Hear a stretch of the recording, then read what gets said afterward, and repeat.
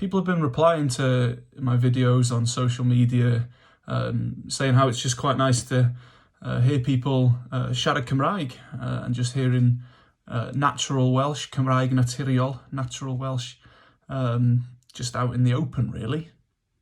So today's idea is to give you some ffeithiau am y Gymraeg, some facts about Welsh, ffeithiau am y Gymraeg, that might teach you something new about this wonderful language of ours. Mae'r gair Cymraeg am window yn debyg iawn i'r gair yn yr Almaeneg, ffenest a fenster. Dydy'r llythyren ell ddim yn unigryw i'r Gymraeg. Mae'n cael ei chlywed yn Islandeg a Sesotho, ymhlith eraill hefyd. Mae'r geiriau Saesneg mum a dad yn dod o'r Gymraeg, mam a tad. Dylai pobl yn Lloegr ddweud mother a father, fel mae'n dod o'r Almaeneg Mutter und Vater.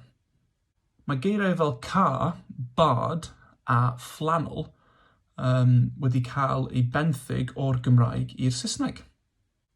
Mae tair ysgol ym Mhatagonia yn yr Ariannin sy'n dysgu yn rhannol neu'n gyfan gwbl trwy gyfrwng y Gymraeg.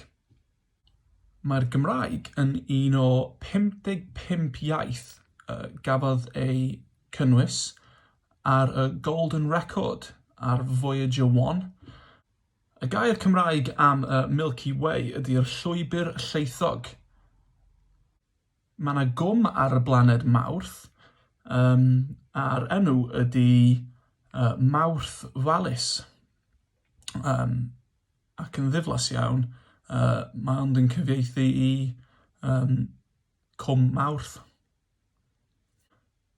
Cymraeg ydy'r iaith Geltaidd sy'n cael ei siarad fwyaf. Mae dosbarthiadau Cymraeg ar draws y byd yn cynnwys yn Llundain, Caeredin, Paris, Hong Kong, a hyd yn oed Chicago. Mae 28 llythyren yn yr wyddor Gymraeg yn cynnwys 8 llythyren ddwbl.